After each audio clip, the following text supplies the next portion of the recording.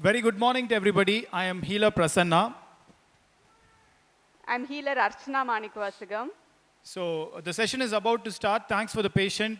We delayed by 10 to 15 minutes. Thank you for being patient with us. So Archana will start the session now, and I'll join in after a few moments. Thank you. Okay. So today's session is going to be very elementary. What we have attempted to do is talk about the basics so parents can pick it up and children can also comprehend and understand. Now what have I written here? It's written, body is the supreme doctor. Okay. So we'll find out if this is true or false. Okay. So whatever we are going to be talking today is the founding fundamental principle that governs both acupuncture and nature cure. A lot of alternate medicine will talk about how the body is the ultimate power that heals everything. We'll see how.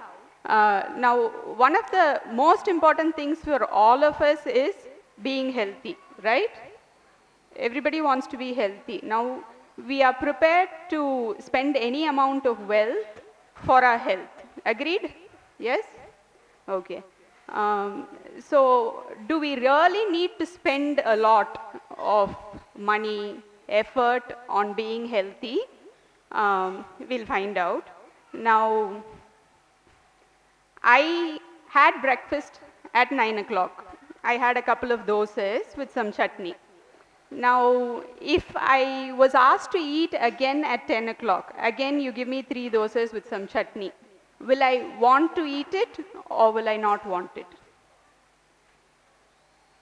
I won't want it. Okay. Let's say we wait another couple of hours, let's say by 12 or 1 again. If you probably offer me some food, what will happen? Will I want to eat it? Probably yes. So what was missing at 10 o'clock that was there at 1 o'clock? Anybody? What was missing? At 10 o'clock you had energy because you had eaten. So hunger was missing at 10 o'clock. We have to make this interactive. Only if you all answer, I'll know you're getting it. Can you all move here so I can see you all better? Ma'am, you can also come forward. So at 10 o'clock, there was no hunger, and at 1 o'clock, there was hunger. So when you eat food, what happens? It gets converted into energy. And then that energy the body uses through the day. And then the next time, when does the body ask for food? When there's no energy. So what is the signal that the body gives to signify that there's no energy? Hungry, hunger. Okay, I'm going to write that down.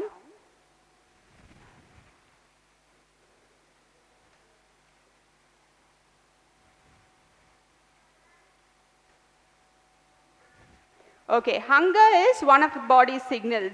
Any other signals that the body gives? When you want water, what signal does the body give? Thirst. Okay, very good. Okay, all the kids are answering. I think the parents have to catch up. Okay, thirst. Now if we are tired, so what will the body ask for? Rest or sleep?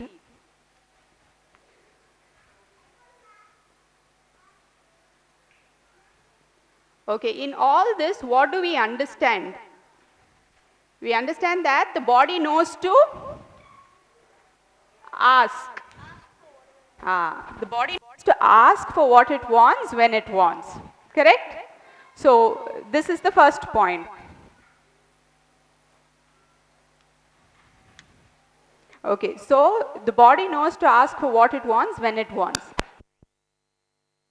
If you give the body what it wants when it wants, the body is healthy.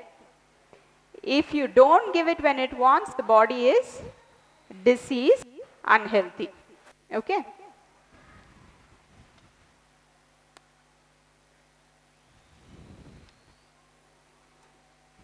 Okay.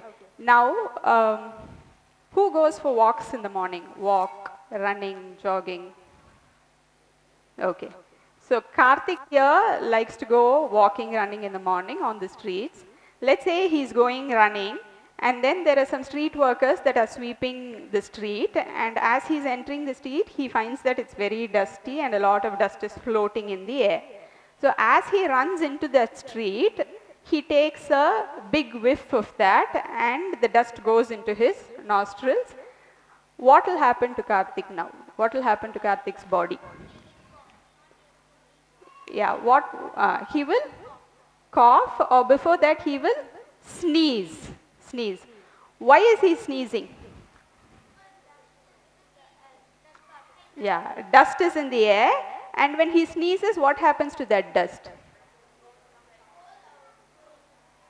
When he sneezes, the dust comes out. But why should it come out? Why can't it be inside the body? Why can't the dust be inside the body? Because it's not safe for the body to have that dust inside, so it sneezes and brings it out. Correct? So now when the body sneezes, does it ask for your permission and sneeze, or does it sneeze without checking with your mind or intelligence? Does it do it immediately, or does it wait for you to go home and get comfortable and then sneeze? Immediately, okay. When you sneeze, do you feel comfortable or uncomfortable? You feel uncomfortable. But is it necessary? Is it done for your body's good, or is it coming for your inconvenience? It's coming for your body's good. Though that sneeze is uncomfortable, there are about 5 or 10 sneezes that come incessantly for Karthik. It is coming to help you and not hinder you. So here, which organ does this flushing out or elimination? Lungs. So like this, in the body there are many organs. So every organ has this wisdom within itself that it will only keep what is good for itself. If something is not good for it, it will send it out. Now, the first example we've seen is sneeze, right? Now, okay, let's say your children go for a birthday party and then they eat a lot of cake and everything that's offered, juices and stuff that they don't normally eat. They end up overeating. Okay, so they're playing, like let's say Kabir goes for a birthday party. You don't go. Okay, who likes birthday parties? You like birthday party? What's your name, Kanna? Adirai. Okay, Adirai likes birthday party. She goes to a birthday party. She eats cake, juice, potato chips, and then she eats a lot of other things. And then she's playing. And as she's playing, suddenly she feels uncomfortable. She goes, calls her mom, and runs to the toilet. And then there she throws up. Okay. Now she vomits because the stomach decides that it does not want that. So does the stomach ask for your permission when you throw up? It does not ask for your permission. Okay. Does the stomach discuss with you? It does not discuss. Does it happen immediately? When you have to throw up, it happens immediately. And throwing up, who likes to throw up? Who likes to do vomit? You like to do vomit? Okay. So, nobody likes to do a vomit, throw up. But still, when it happens, is it for your good or is it for your bad? So, should you encourage that or stop it? Encourage that. So, once you vomit, do you feel better? You do. Okay.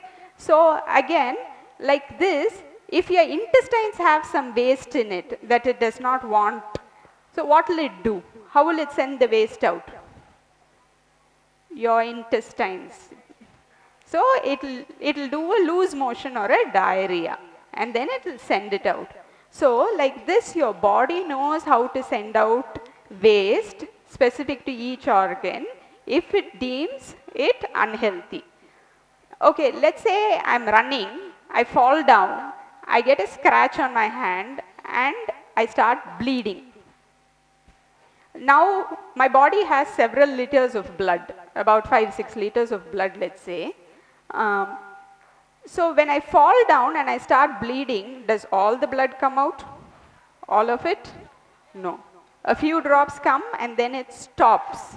How does it stop? It stops because the blood clots. Now, do you have to go and tell your body, okay, now clotting has to start, come on clot? No. The body decides to do it with its own intelligence and stops. So, clotting. And then let's say you fall down and break a bone. You go to the doctor does an X-ray and then sets the bone right. Let's say it's broken like this. He puts it together and sets it right.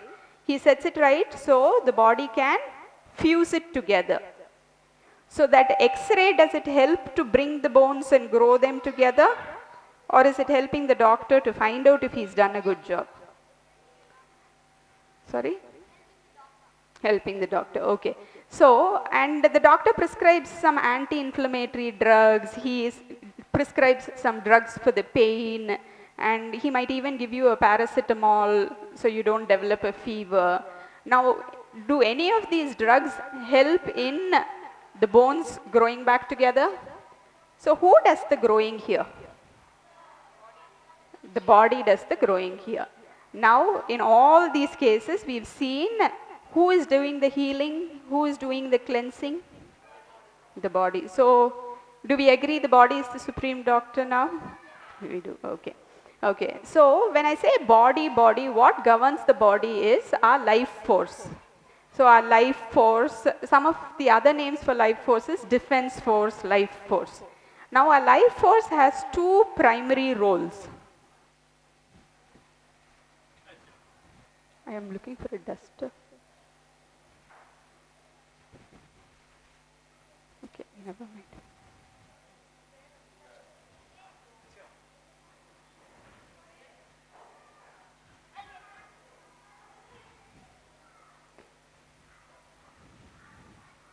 Okay, your life force does two primary things, okay? Assimilation and, thank you, elimination. Okay, so when we are hungry, we eat food. When we are thirsty, we drink water. When we need rest, we sleep. And another important thing that the body needs to function. Can anyone tell me? Food, water, air. Air. Can anybody function without air? So all these things, food, water, air, all this the body takes in and digests it, makes it into energy. So,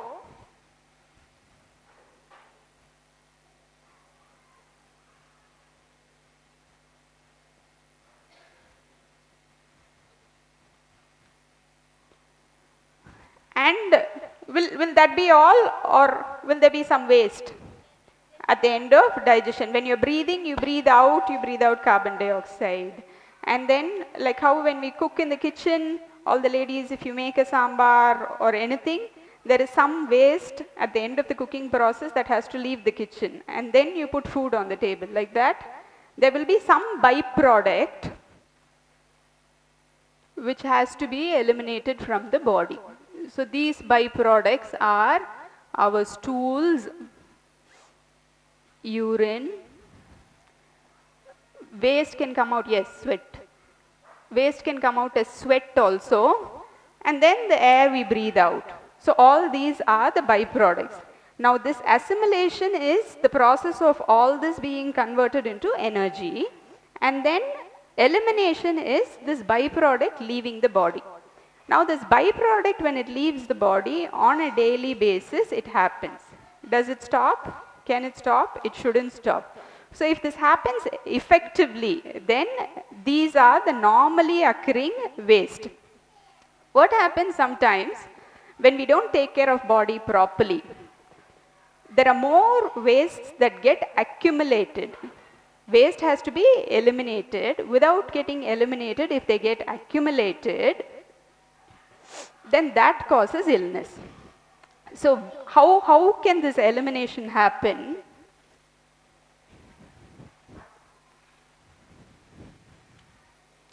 So we have accumulated waste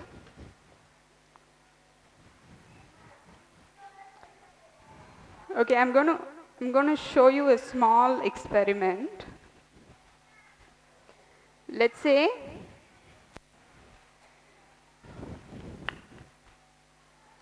we have a 2-month-old baby, okay?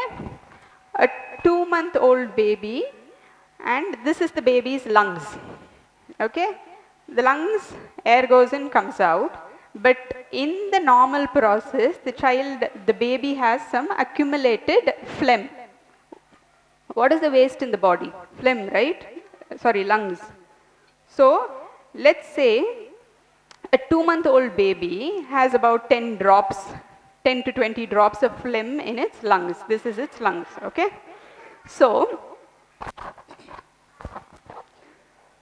if there is phlegm in a 2-month-old baby's body, one of the first things the body will do is bring it out as a sneeze. So the child is sneezing, very tiny baby, sneezing for about 5 times, 6 times. The parents feel very bad. They can't see the baby go through all those sneezes. So what do the parents do? How do they help? They take the child to the doctor. So what the doctor does, they say the child is sneezing. What shall we do? The doctor says, okay, I'll give you a syrup. Give the syrup. The sneeze will stop. So when the sneeze stops, what happens to this? Stays inside, okay? So they come, give the baby the drops, the sneeze stops, everybody is happy, the child goes on. Then after about another month, now the baby is 3 months old. In the last 1 month, there is some more accumulation. So, there is some more accumulation in the lungs of the 3-month-old baby now. Now, the life force used its energy and created sneeze. And then we suppressed that. This time what the baby's life force will do is, it'll probably bring it out as a running nose. Tanni madri olugudu we say, no? So as a running nose. So again when the running nose comes, the parents again remember the doctor who stopped the sneeze. So they take the child again to that doctor. The doctor gives a little more heavier dose to stop the running nose. So they take the dose and come, they give the baby the running nose, the heavier dose to stop the running nose. What happens? The running nose? What happens to the phlegm in the lungs? Accumulates. Now our baby is 5 months old. Okay? The old waste is there, some new waste has accumulated in the lungs. This time the life force has to really fight. So it comes up with thick phlegm, a full-blown cold, and along with that a mild temperature. Okay? So now we go to the doctor and say, last time and all, it got better quickly. There was no temperature. This time there is also some temperature. So along with that medicine, the doctor also gives a paracetamol to bring down the temperature. Now paracetamol will take care of the temperature, the cough syrup or the cold medicine will take care of the cold, and what will happen to this? It will stay in the lungs. Now the baby is 8 months old. Again the baby falls sick because there is more build up. This time the child does not sleep the whole night, there is burning fever and all the other things along with that. Now the doctor says, I'll also give a sleeping dose along with the paracetamol and some antibiotics also there because there might be some infection. So we bring that, we want good for our baby, we give all that and the baby is fine. Now the baby is almost 1 year and there is old waste, new waste accumulated. So all this is there. The consistency of the phlegm, will it be thin and liquidy or will it be hard and tough? It will become hard and tough. It will cover the entire lungs and the child will have wheezing. So when you take the child to the doctor again at 1 year and say the child has developed wheezing, they'll probably take the child and admit the child overnight, and they could even resort to putting a tube inside and removing the phlegm and all that. Now when the child was 2 months old, we remember, right? Why did the parents take the child to the doctor? Because the child was sneezing non-stop, 5-6 sneezes, and the parents felt very sad, no? Because they couldn't see the child sneezing and they thought it will be uncomfortable. Now when a tube goes through the baby's nose and into the lungs to clear the phlegm, will it hurt the child? It will hurt the child. So every time when the accumulation happened, the body is trying to remove it, and then we are not supporting it, but we are hindering it. Do we understand this? Can we move on? Okay. This is for a sneeze. Now the same thing happens in different parts of the body. If you develop a stomach bug and then you do incessant vomiting, so what would you ideally do? You will take the child to the doctor, and then the doctor will give a medicine for vomiting. So they'll say, take this medicine and then give the food. But when the vomit comes out, it is for our good, we saw, right? Okay. So now we say infection, right? Infection, germs. Now there is accumulated waste. Now we'll see a small story, okay? Now, who likes baking? Baking, making cookies and cupcakes and all that. Oh, your mother likes, okay. Okay, say Nikita likes baking and she's put all the ingredients out, and when she's just about to start, she spills some sugar on a clean floor. Now the sugar is all over the floor. Now what will happen? What will it attract? The sugar. It will attract ants. Okay. So the floor has some sugar spilled on it, which will attract ants. So these ants, they'll come and feed on the sugar. They'll keep eating, and then when they start eating, they'll bring more sugar in, more ants in. So all these ants come and eat. How long will there be ants on the floor? Full day, okay. When will the ants go back? After they finish eating all the sugar. When there's no more sugar on the floor, the ants leave. Okay, now I'm going to draw a parallel. The floor is the human body.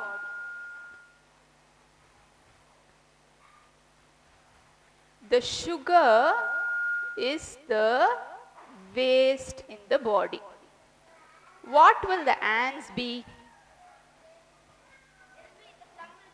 What do you think the ants are? If I have to draw a parallel. The ants are the germs in the body. Okay. So germs come, infection, virus, bacterial infection, this virus, that virus, you name it, anything. Anything comes into the body only when there is accumulated toxic waste. So when there is no waste, it will not attract the germs. So when will the germs and infection leave? When all the waste leaves the body.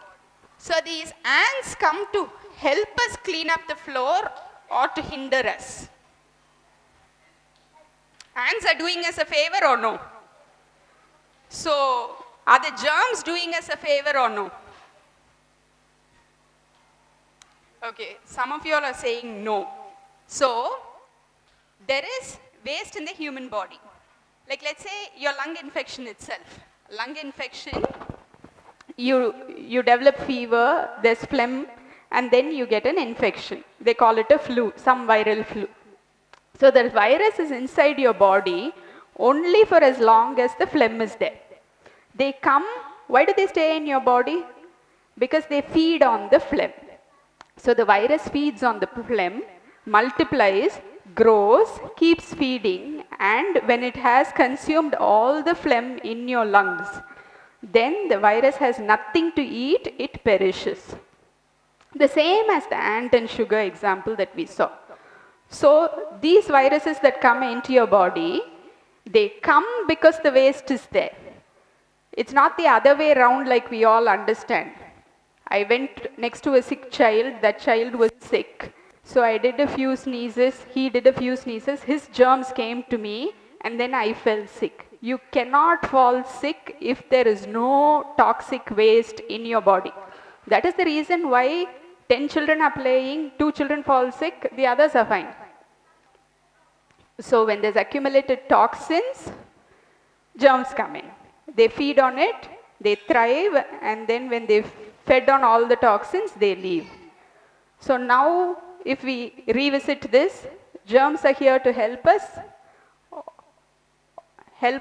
or germs are something that we have to be afraid of.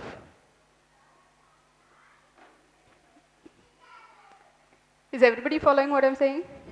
Okay. So germs are coming to help us. This might be a very new idea. This might be against everything that we have been taught and what we've believed so far. But all viruses, all bacteria, they are there for a reason. They're not the enemies. In fact, they're friends. Okay? So that's all. I will pass the stage over to Presna now.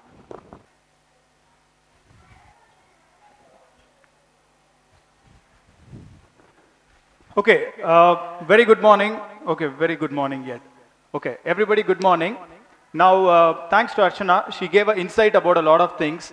Now, I'm going to touch upon on 8 topics which can directly affect kids' immune system. And I'll also tell you how to improve the immune system by just implementing this in your real life. Now, first, I'll touch upon sleep. Now,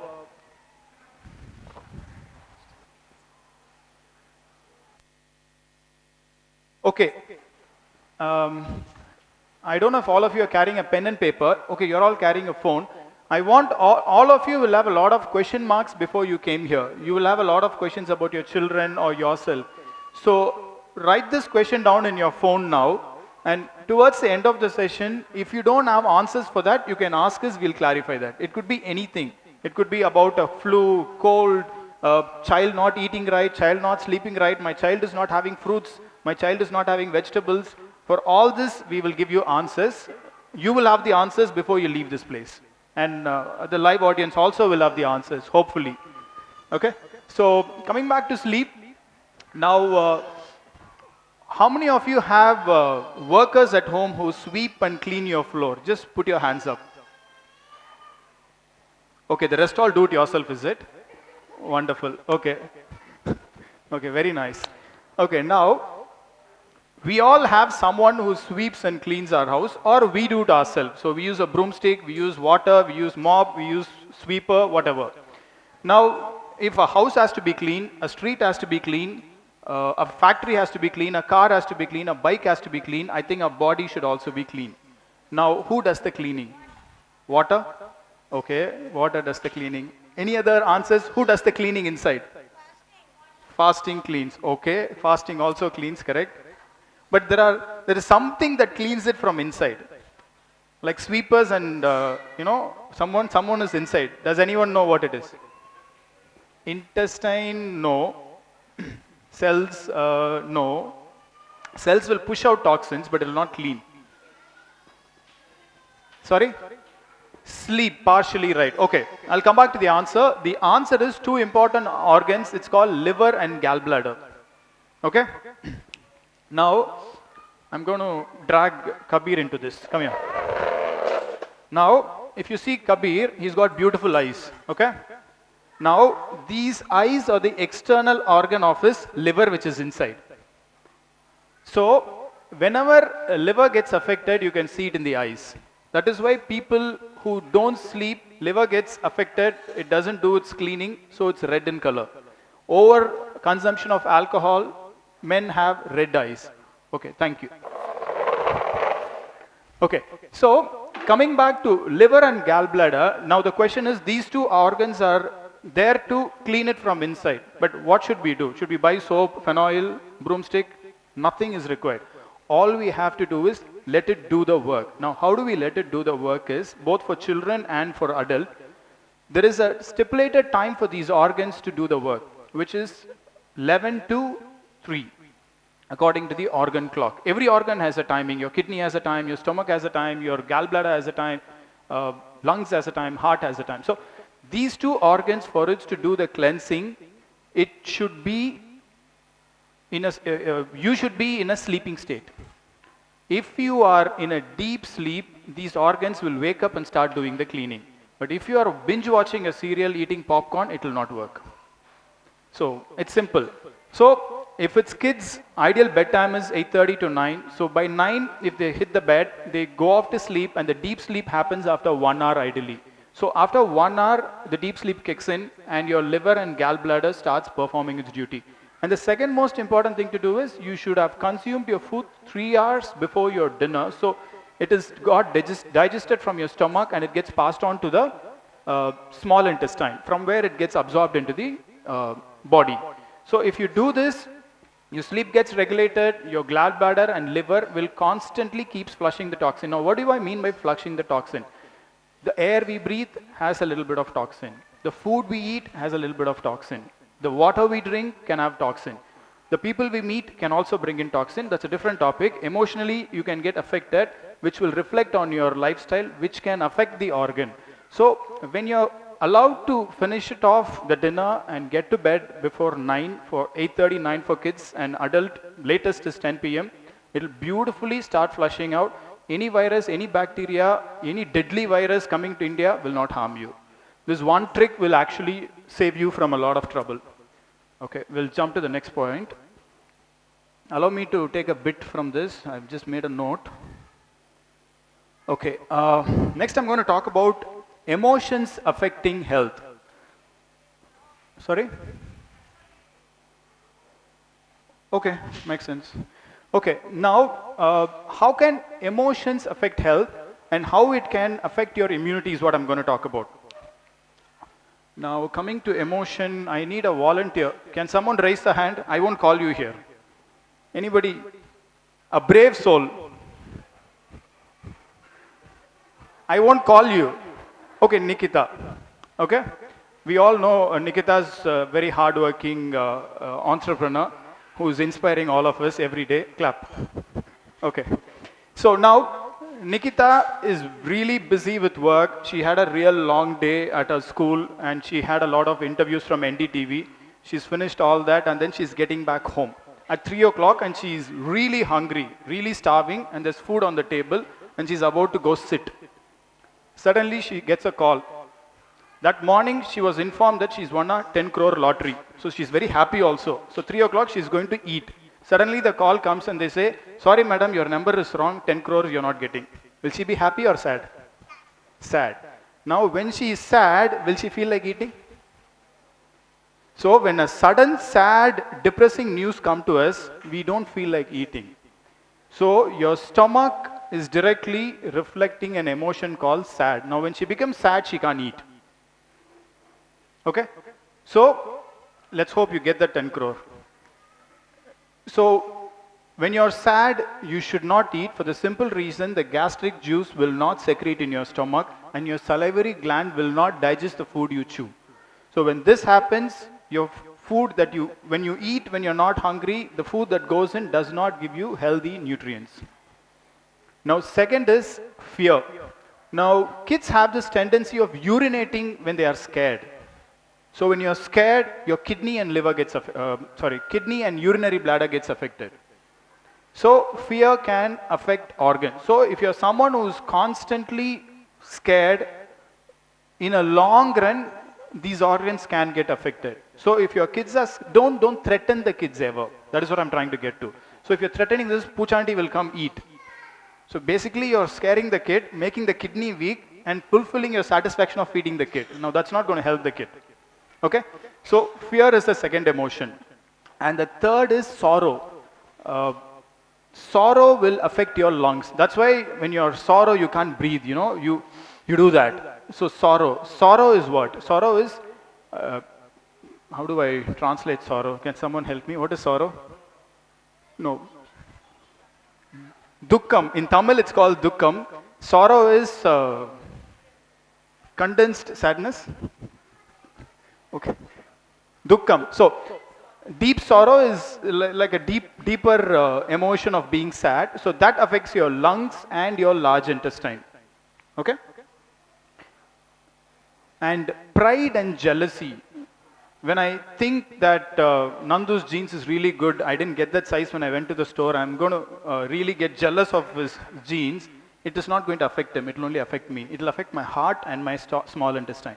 So all these organs have an emotion. So when patients come to us, when we check their pulse, we know which emotion is weak in them. And based on that, we know which organ needs attention.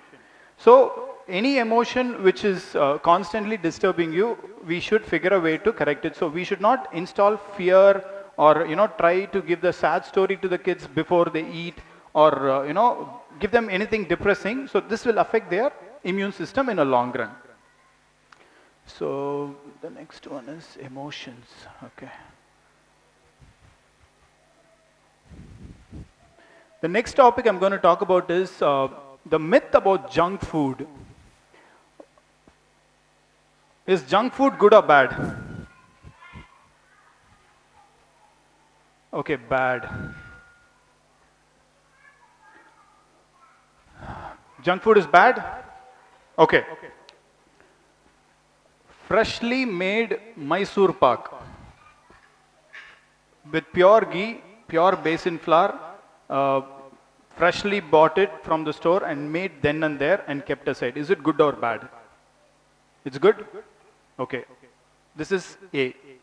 B is a Mysore pak in a glass jar which was made with basin and sugar, which is costing 1 rupee, which is made with oil, and it's been lying in a jar which has little fungus in a petty shop. Is that good or this good? A is good or B is good? A is good. Okay? Now, we'll take two cases. What's your name? Ryan. Okay. Now, Ryan is listening. I just wanted to make sure. Okay. There is a boy named A. There's a boy named B. A is having the Mysore pak which is freshly made. B is having the Mysore pak from this jar which has fungus. Now, who will fall sick? B will fall sick? Raise hands for B. Okay, raise hands for A. Others are sleeping. A or B? B, come on. Otherwise, I'll make all of you stand up. B, okay, A. Okay, I think they're still sleeping. Can I get some water, Nikita? I want to sprinkle some water on everybody. Here is it. Oh, that's lungs. Okay, now B will not fall sick, A will fall sick. I'll tell you how. B is a Mysore pak which is almost like brick. You will not be able to gobble it easily. You have to really scrape it in your tooth. It will take half an hour to eat it. Okay.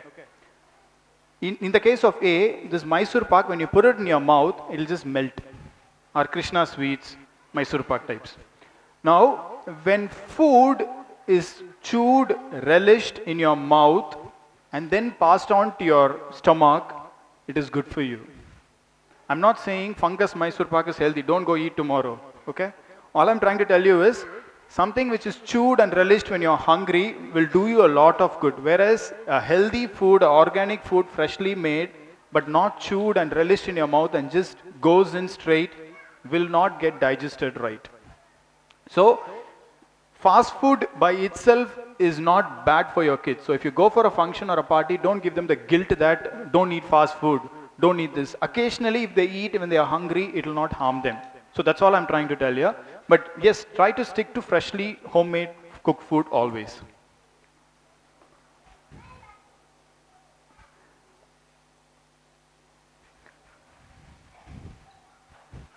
Okay, next is force feeding. Can anyone tell me what is force feeding a child? I think nobody knows about force feeding here.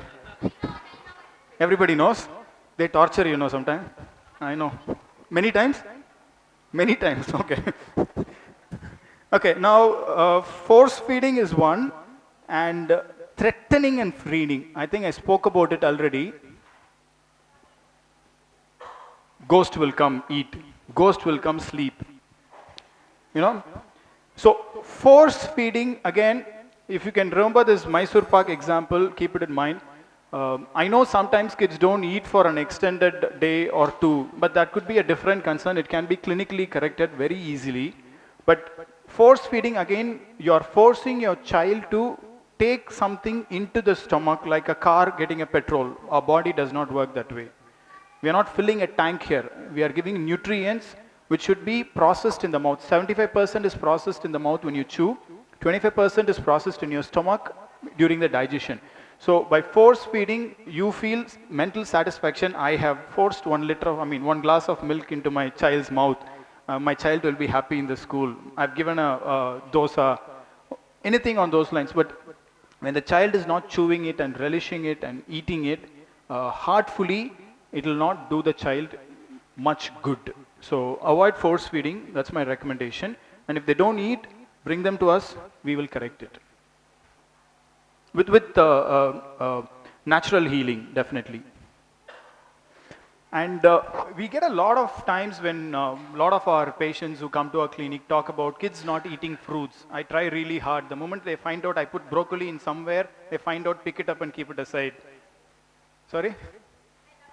Oh, you love broccoli. You're a lucky boy. So that happens. Now, one of the easiest way to get your kids to start eating fruits is create a culture in your house where you place fruits of their liking around the house. In the kids' room, in the dining table, next to the TV. So kids, it's subconsciously, if you have a bowl of grapes kept in some corner, when they're walking past, they'll pluck it and eat it. If they like orange during the season, open the orange and keep it where they are.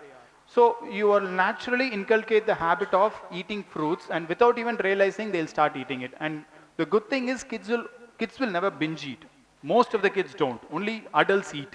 So they will only eat when they have a need for the fruit. So if it's lying in the house and they're there in the house for 6-7 hours, eventually you'll see they'll pluck and start eating it. So that is one of the easiest way to get kids to start consuming fruits.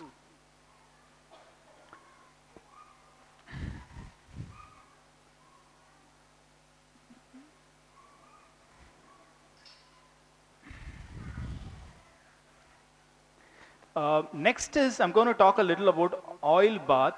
This again is a beautiful way of improving the immune in your kids' health and the adults' health as well.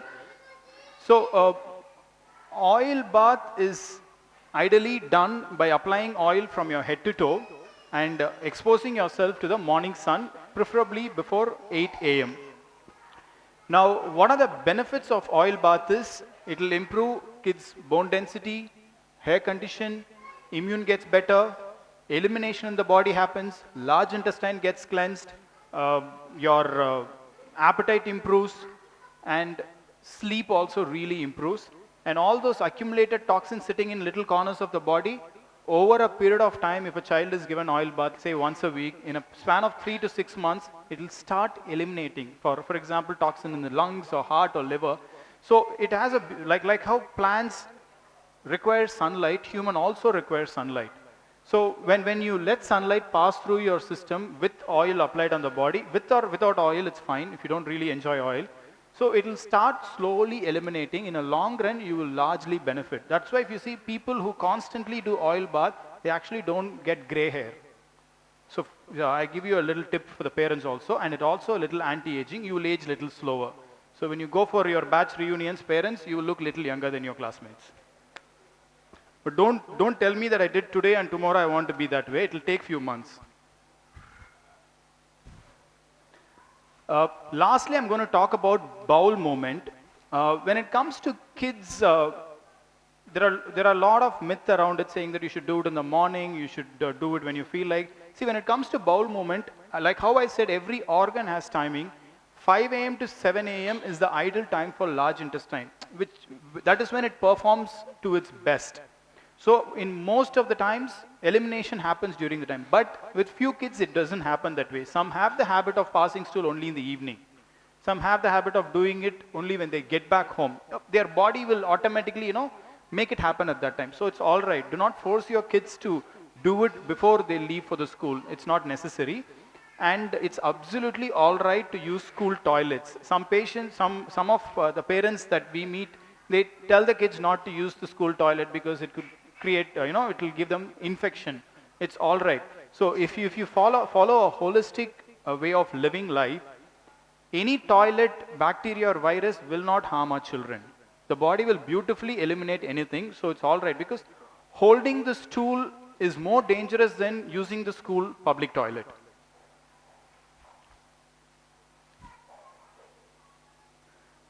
So I'm done with all the topics I have to speak. Now, if anybody has questions, we are happy to answer. And if you came with some question which was not answered also, you can ask us. Yeah, sure. Okay, we have one more point. See, I missed out on a point when I was talking about this. You remember how we stopped with the lungs and then it gave you a wheeze and all that. And then along with the wheezing, there is a fever, right?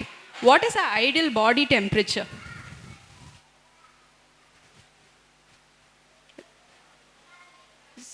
So 98.5 Fahrenheit is the ideal body temperature.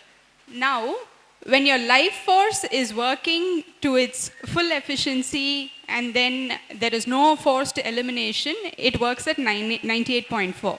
But when there is a lot of accumulated toxins, like in this case, what happens is the body brings the temperature up and then we treat it with paracetamol.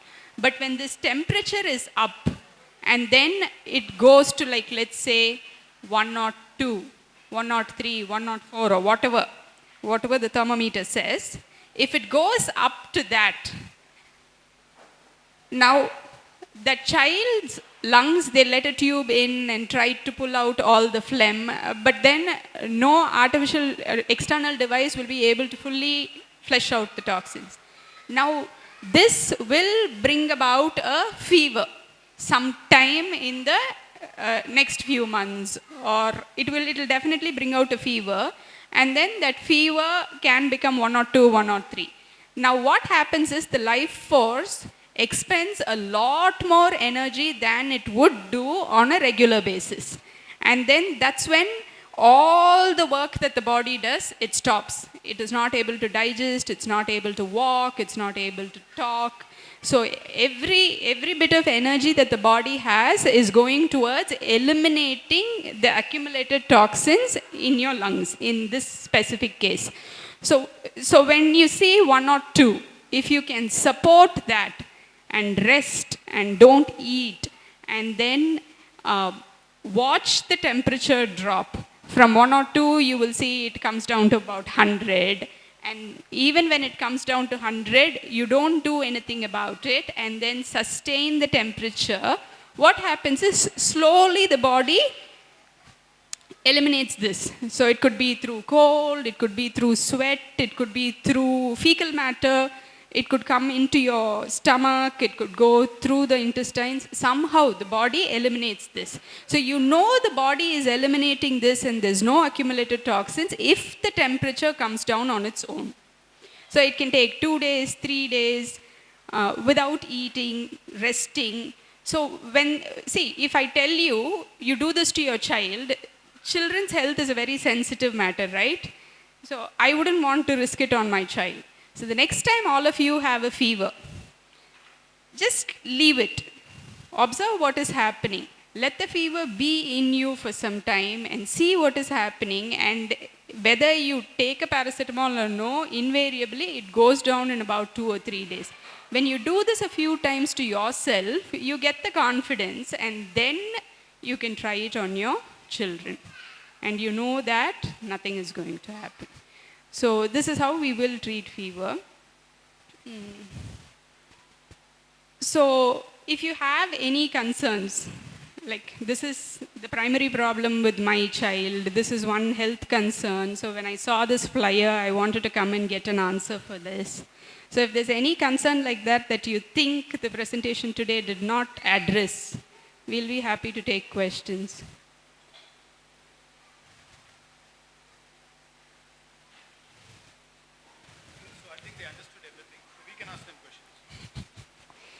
So if there are any questions online also, we can take them.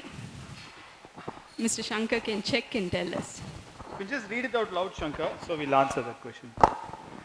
Okay, this is actually a very personal journey for me. When I had very young children, I didn't want the children to unnecessarily take a lot of drugs. I stumbled upon acupuncture. And I would say that is one of the greatest blessings of my life. I came into it and I understood how the body can heal itself. And so it's very close to my heart, this topic. So any questions anybody has? Yeah. Yes. When you go to the doctor, you get a medicine, you drink it or whatever you do. It's okay, sit and talk. It will pick up now, yeah. But after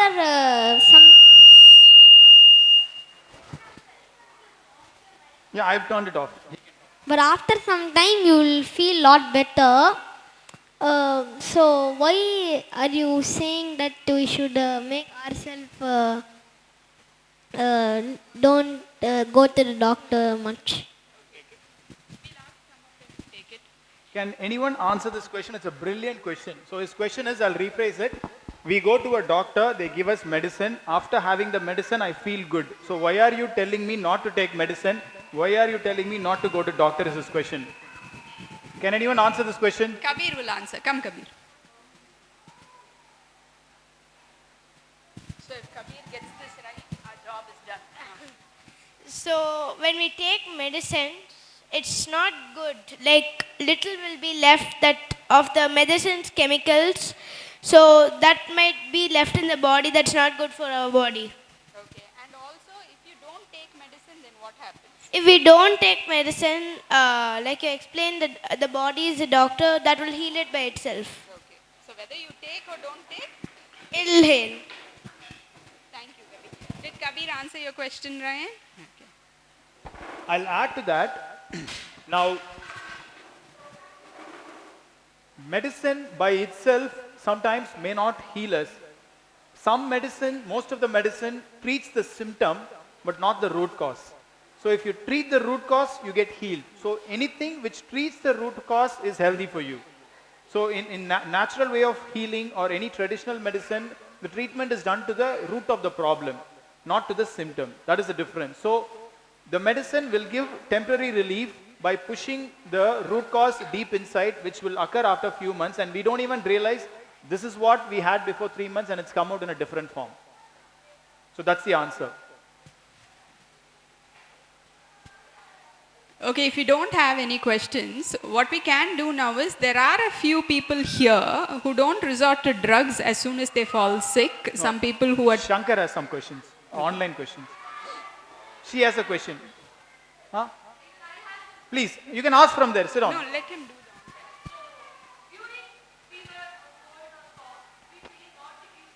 Can you come here, ma'am, so everybody will be able to hear? She's handling a child. Yeah. So we say like particular fruits you take, particular fruits you shouldn't take. So a commonly known fact is banana should not be given to children when, that is the fact that I know. Banana should not be given to children when they have cold. So how do we classify it? When it's cold, this fruits can be given, this should not be. Cough, this should be given, this should not be given. Fever, which ones to take, which ones to not take. Okay, so any illness, the body is trying to eliminate, that we saw. There's ways the body is trying to eliminate. The number one thing you do is don't give anything to the body. If you see a child who has fever, will not want to eat anything.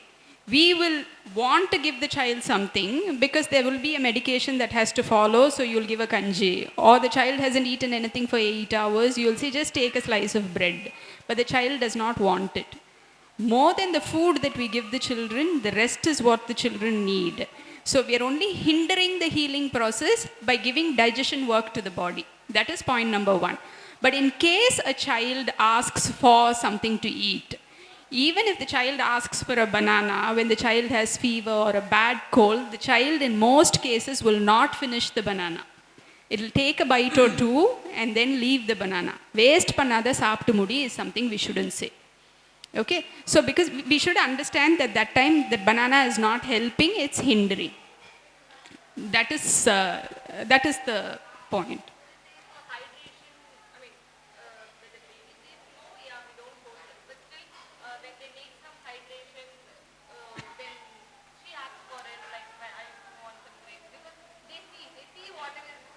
No, if they ask for it, you can very well give it, but the child will not finish it. If the child does not finish it, don't force the child to eat, that's all. Anything they want is fine, but they will mostly not finish it, and it's okay.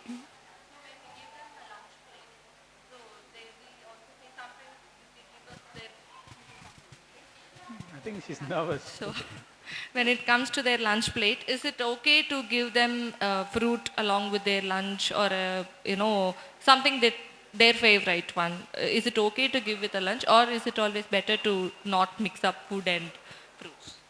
See, there are different schools of thought. I wouldn't say one is right, one is wrong.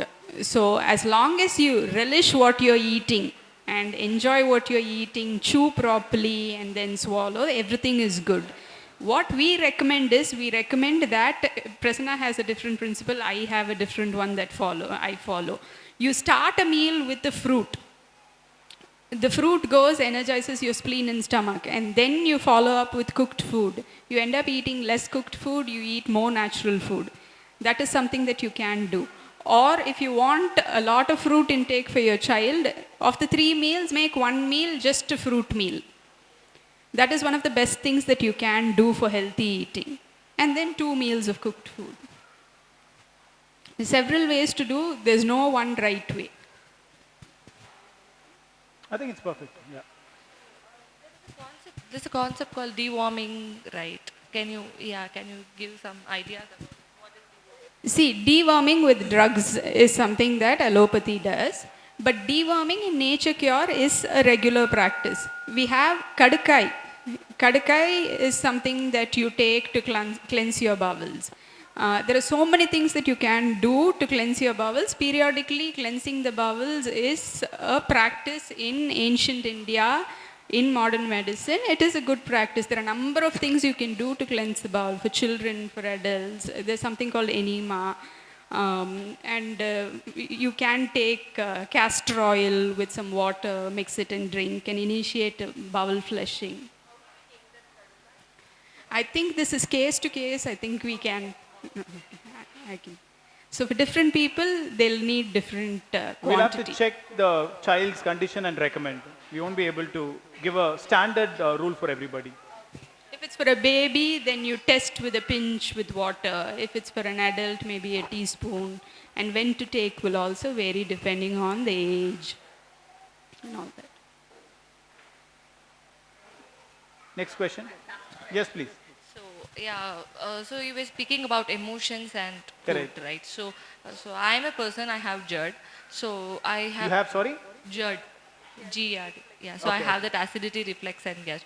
So if I don't give food timely to my stomach, I feel my acidity levels rising and I feel very uncomfortable. So what do we do how do people with GERD connect with emotions and balance their food? See, how long have you been having this condition?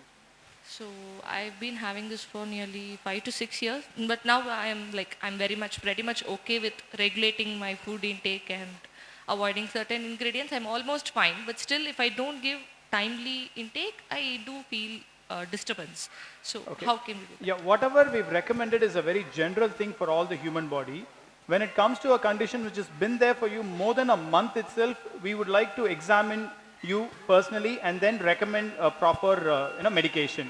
We follow acupuncture, which is a superficial... okay, so with that we'll be able to correct this condition with ease. It's nothing very critical at all. It can be reversed. No, this acid reflex, and then if you delay your meal, then acids accumulate in your stomach are things that we don't really agree with. If you see, all religions have fasting. For Ramzan, the Muslims fast. Pradosham, the Hindus fast. So when you fast, you don't eat for a whole day. The amount of acids that get accumulated, can you imagine? But nothing happens.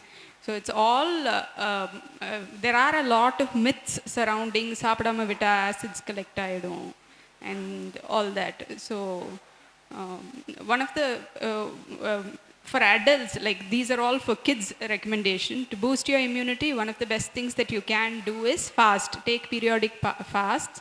So intermittent fasting world over is very famous.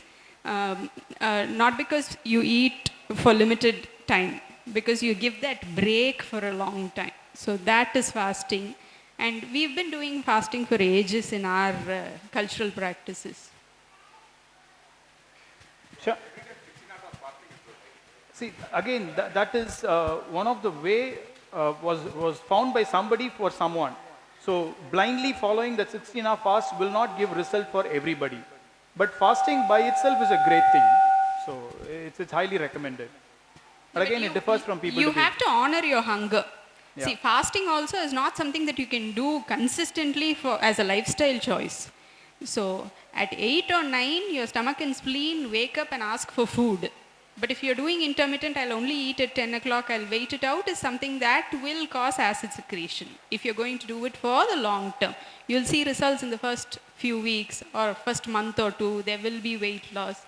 Then you'll hit a roadblock and nothing will happen. So everything should have a balance. It's people specific.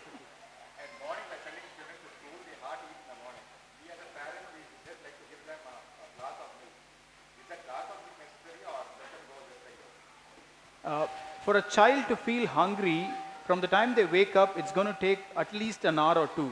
So, yeah, the thing is, 99% of the children are put in the bus 30 minutes from the time they wake up. So, we have to work on a culture where they are put to bed like really early, and we as a parent also should get to bed early. So, they start rising early, and they'll have solid 3 hours. So, if they have 3 hours, they will do their morning activities at ease, and the hunger will kick in, and they will actually have a wholesome meal.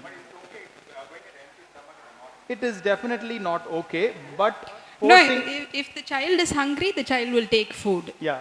Now, the child is not hungry. That's because we are asking them to do something in 30 minutes, which they are made to do in 3 hours. So that's where, I mean, partially parents are also responsible for this. We have to wake up. No, we have a system in which we force the children to eat when the children are not hungry. Industrialization is also like that. People who go for jobs that are in shifts, no? Like at 12 o'clock, there is a break. Even in school, at 12 o'clock, everybody has a break. We don't know if all the children are hungry. But then they have to eat in that half an hour. So these are all things that we have to work with. In your case, what I would suggest is if the child is not hungry, don't force the child to eat, but pack a snack. Maybe when the child gets down in the school from the bus, maybe they can eat something before class. Otherwise, they'll probably... Yes, so if you follow the rhythm, then hunger kicks in. But if they resist, then it's not a good idea to force. See, they call it circadian rhythm. Basically, you rise with the sun and you get to bed with the sun. So if you follow this pattern, your cycle gets regulated. But in the modern life, it's difficult. But we can try to work on it as much as possible and get to bed early.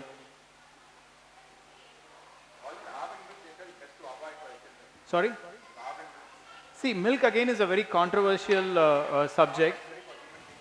That's what most of the research and study says. So it's again a personal choice. But when patients come to my clinic and I treat them, the one condition I tell them is don't have milk when they're going through a situation. They heal faster. When I say no milk during the healing time, they heal faster. Any condition for them. It could be stomach, it could be heart, it could be liver, kidney, lungs, eye problem, anything. And especially cold and fever, I tell them no milk at all and they heal faster. Yeah, so milk, I stop. Okay, milk actually, what milk we used to have 30 years ago is not the milk that is available now. There are a lot of additives now.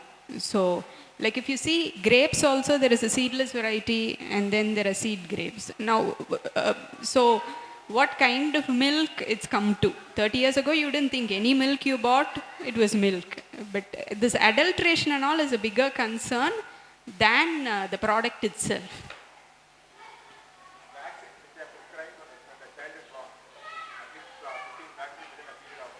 We don't recommend any vaccine. No, not at all. Not at all. We don't need it.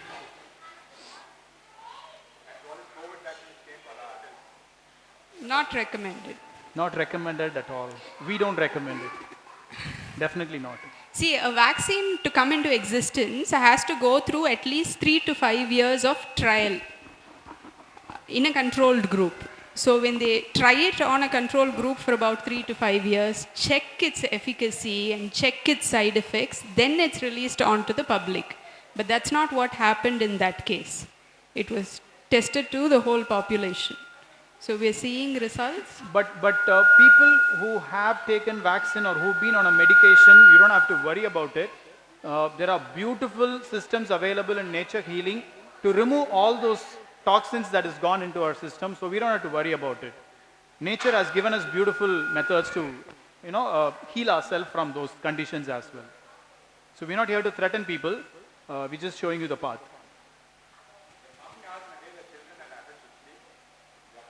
It totally differs from a body to body. Some do well with 6 hours, some need 8 hours. So it's a personal thing. You need to watch your body. As a parent, you will know how many hours a child needs. But child ideally can sleep up to 9 to 10 hours. See, how many hours they sleep is not important, Karthik. What is important is when they get up, are they energized? Do they feel refreshed? Do they feel ready for the day? That is one indication for adults or children to find out if they've had sufficient amount of sleep. And if you give the body sleep, like let's say 3 in the morning you sleep and get up at 12 in the noon, that is not sleep. That time the liver is not doing its toxic elimination. Instead, if you sleep at 6 in the evening and wake up at 3 in the morning, that is healthy. So you follow the sun. When the sun sets, you stop your activity, go to bed. And when the sun rises, so when you do that, your body's clock, like Krishna said, works beautifully. Digestion does not happen very well at night, usually after sunset. So if you feel hungry after sunset, the best food to have is fruits. But you should have a considerable quantity. Last night I tried having fruits because I was not hungry, but I woke up at 4 a.m. hungrier. So it happens. I ate cooked food. I made a paratha and had at 4 a.m. Now, ideally, I would eat a fruit. Yeah, but it's morning, so I took it for granted. Okay, we have some questions here. I'll read Shankar. out the questions. Okay, yeah, we have it here. Okay. Okay, so one person is asking, if at least one time a day my body asks for rice. If I don't eat rice, I feel I lack something. You take it? There is no reason to avoid rice. You can definitely have rice. You need carbohydrates. So the myth that you don't eat rice, you'll put on weight or anything is really wrong. You can definitely enjoy your rice. In fact, all 3 meals if you enjoy it. Okay, like for your cars and bikes to run, what do you need? Petrol, diesel. Now for your body to function, that petrol and diesel is carbs. So how can we say carbs are bad? No, the myth could be wheat is healthier is a myth. So for those of you who are listening, the carbohydrates, what you find in the place where you live is really good for you. Now if you're living in Punjab, wheat is the healthiest diet for you. But if you're living in Tamil Nadu and Kerala, rice is the healthiest diet. Now if you ask me, should I not eat wheat? Yes, you can eat wheat, but rice will be a really healthier option for you because wheat is going to increase the heat in your body. But you don't need to increase the heat in the body because as it is, you're living in a place where the heat is more. So it's absolutely all right to eat rice. It's not going to harm you in any ways. Okay, if we're not hungry but there is craving for us to... In the morning and eats less of rice in the morning. She takes very little amount of rice and she takes vegetables and all this, very, very little amount of rice. We were all hunter-gatherers before few thousands of years. We survived on eating fruits and roots. We never needed vaccination. We never needed medication. So what your child is doing is innate nature of a human. which is beautiful. Be glad your child is eating fruits for breakfast. We really recommend that option. She's not gaining weight. Is it okay? That's totally all right because She's 4 years old and she's only 11 kgs. Okay, so you have to see there are some parameters to find out if that is ideal. If your child is able to do all her work, if her energy levels are good, if she does not fall sick very often, then what she needs, she is giving her body. So all these are parameters. is she so if- energetic? Oh, she's a fine child. She's doing a great job. So there's no ideal weight. The body mass index that we have, and say 22 is ideal, 25 is overweight, all that is frowned upon in alternate medicine. There is no norm. All those friends and relatives, the moment they see your child, the question they ask, please don't listen to it. And Okay, for I'll a take a sun question. bath, is it okay to take it in the evening? Mornings are the best time, but if you can't manage, evening sun is also fine. We don't need heat, we need the light. Mornings, Timing? 20 minutes to 30 minutes of exposure to sunlight is really good for you. No, after 5 or the timing of... Evening sun is not very healing, but it's not bad either. It's all right. So 20 to 30 minutes is sufficient, not more than that. Every day is nice, spending some time. You can No, also but- do a bit of gardening. Oil bath is recommended once a week is sufficient.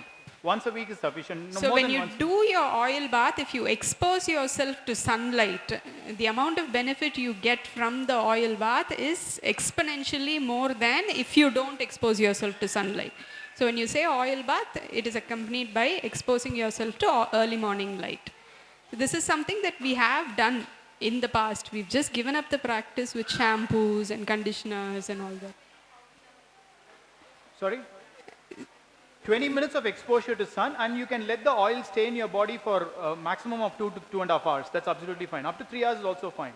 Overnight oiling also, if it works for people, it's good. It If works does not- magically for women also. I mean, cycles will get regular for ones who don't have regular cycles, cycles will get regular. It's magical. Gingerly oil and coconut oil is recommended. Every oil has its benefit, but nothing is going to harm you. So you can try with different oil. Okay, we'll take a few questions from here and wrap up. If you're not hungry but there is a craving for us to eat something, what should we eat? I'm unable to stop craving.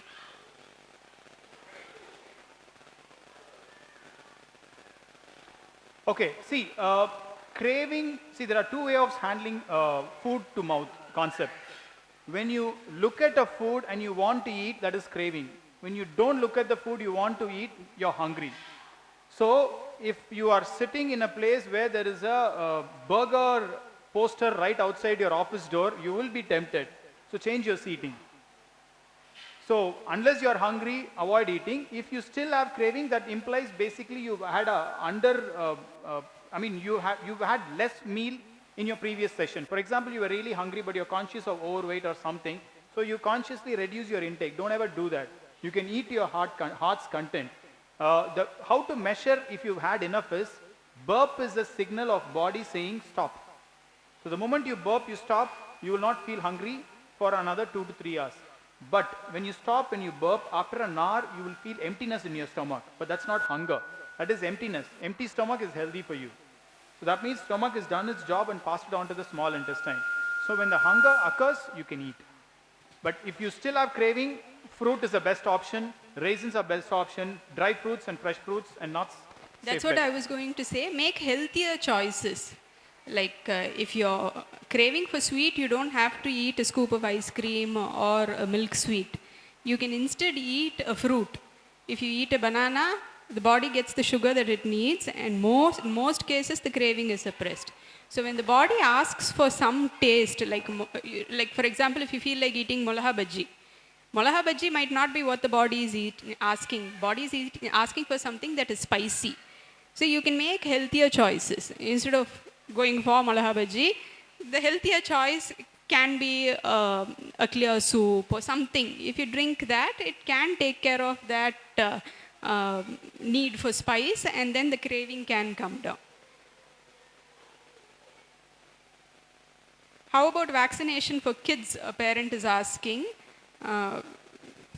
Vaccination is not necessary if your immunity is strong. When you vaccinate a child, we give whatever infection that the child can likely get in small doses into the blood, and then the immunity wakes up and then creates a record of that virus in the system. And next time when that infection happens, it remembers that that was once in your system, and your immunity fights it.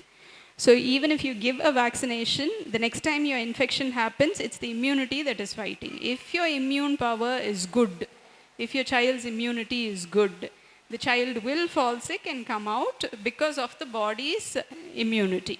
So if you follow all these steps and live a life that is close to nature and then trust the body, I don't think you need a vaccine. Yeah, please.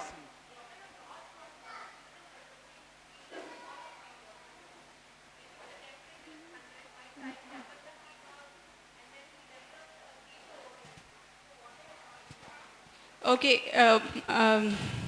the question we have here is, what are our thoughts on seizure?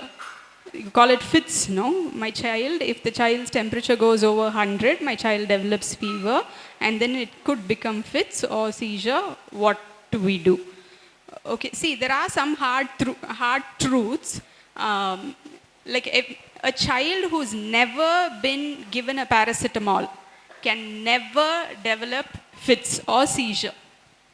This is something that most people will not agree. But what happens is, have you all seen how they have some charts for acupuncture? In acupuncture, if you see a mannequin with acupuncture points, you'll see a lot of lines on the body. Have you seen that? So we call those meridians. So in the meridian, there are different points. There are over 300 points on the body. So for example, if I say heart meridian starts from the tip of my little finger and goes all the way to my armpits. Like this, there are several meridian channels in the body, and then there are points there that we stimulate to regulate energy flow in acupuncture. In acupuncture, there is a wonderful explanation for why seizure happens. So let's say the body's temperature goes up. I was talking about how it becomes 1 or 2. So when the body's temperature goes up, when you give a paracetamol, what the body does is, it externally, like Prasanna was saying, it treats the symptoms. Paracetamol goes in and stimulates sweat production. That's all paracetamol does. So when you sweat, what happens? Your body cools down, and then you say your fever is gone. That is all paracetamol does. So you sweat, your temperature goes down. But what your life force is doing to eliminate, in this case, the phlegm, does not happen. So every time the body increases the body temperature to fight the toxins, what you do every time you give a paracetamol or medication and suppress that, now there are energy channels throughout the body. Like if you, okay, this might be a really bad diagram, but there are energy channels throughout the body like this. So what happens, there will be disruption in energy flow and then accumulation of energy everywhere. So every time the body's temperature goes up, you medicate, you stop, then there is accumulation of energy here and there. Next time the child gets a fever, does the body do good for you or bad for you? Is cold good? Is loose motion good? Is diarrhea good? We establish that all that is good for you.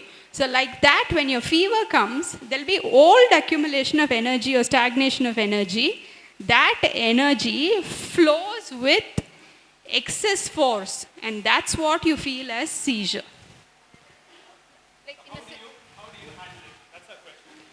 So see, if your child has already been medicated, already had paracetamol, the body will try to regulate it. If you don't give paracetamol through an illness, if you get a seizure, once the seizure is over, the child is past the danger. That's all. My child has got fits. Next time I won't let my child get fits. I will give paracetamol when it is 99 itself. So what you are doing is you are enabling the next instance of seizure to happen. So when a seizure happens, like in a heart attack, once the heart attack is happened and you've come out of it alive, the danger is past. Like that, a seizure happens, it's for the good. The body's energy flow is re-established naturally. That's all.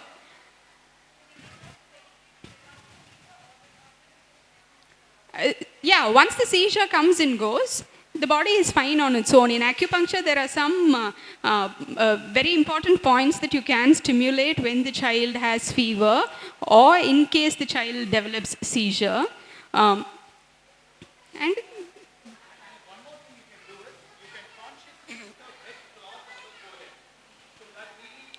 Reduces the temperature, and the temperature will never raise above 100 if you consciously do this every 30 minutes. So when the temperature does not rise, the chance for seizure almost goes nil. see, I've seen children who had 1 or 2, 1 or 3 for 12 hours, 18 hours, 24 hours straight and not been medicated. Nothing happens. That's why I said, let the fever be in you for 2-3 days and see what happens to your body. If you let the fever sustain in your body, you will understand that nothing will happen.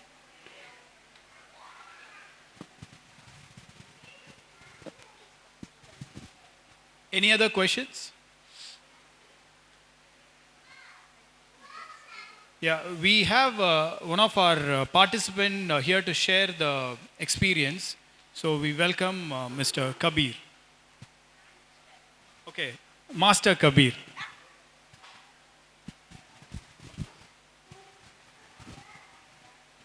So I should be asking a question, right? You can press the Yeah, wait.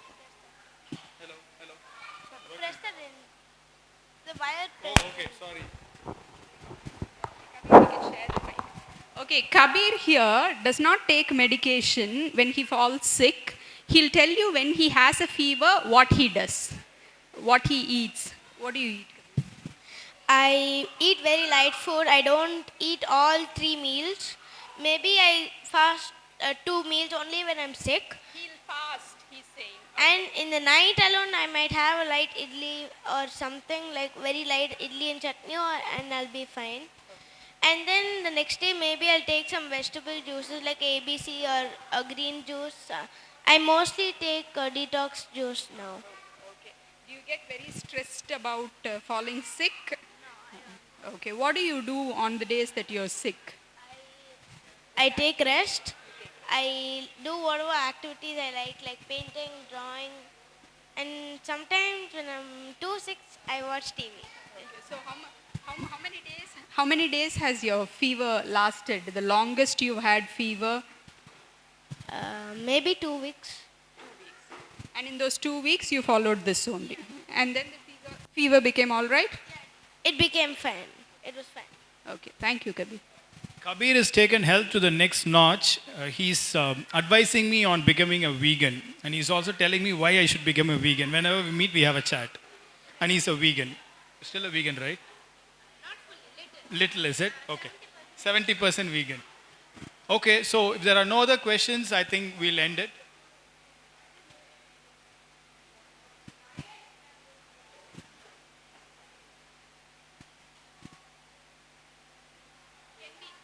Can we have a parent come and share an experience of how a cold or fever is treated naturally? We'll pass the mic if you are shy to stand up. Like somebody who...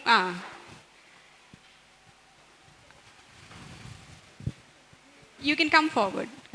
So Devi here has 2 daughters who are both less than 7. Yeah, so my elder daughter is 7 years old. So off late I avoid giving lot of medications and all, maybe last 1 year. So whenever she picks up a cold or fever, first thing is she by herself skips her food.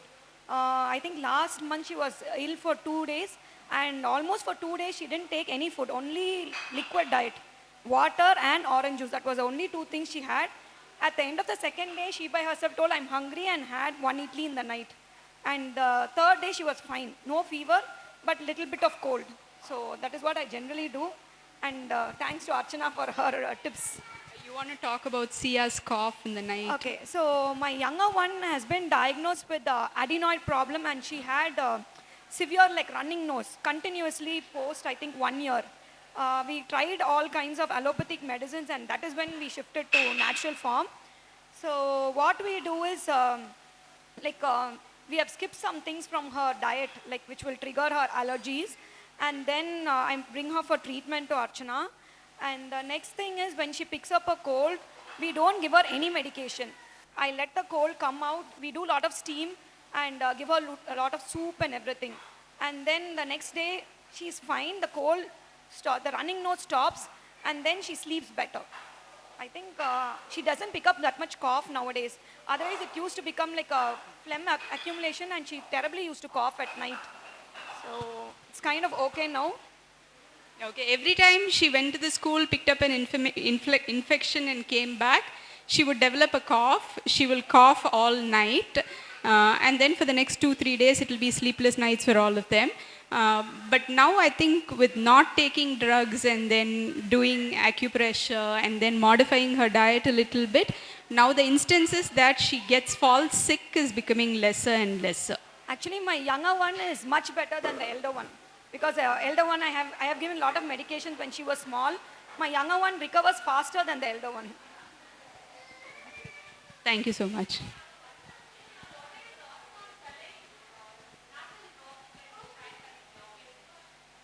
See, blocked nose steam inhalation works.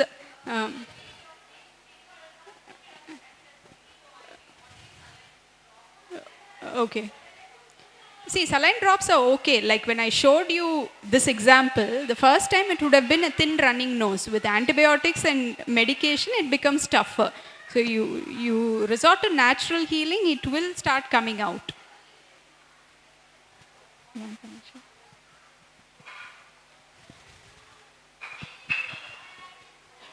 Hi, I'm Prinshi and I'm a mother of 2 sons, and the older one is 3.5 and the younger one is almost 2. I have never given any medication to both the children from when they were born. I have never given any medication, be it the vitamin drops which the doctors recommend when they were born. I have never given anything. Now they are like 3.5 and 2.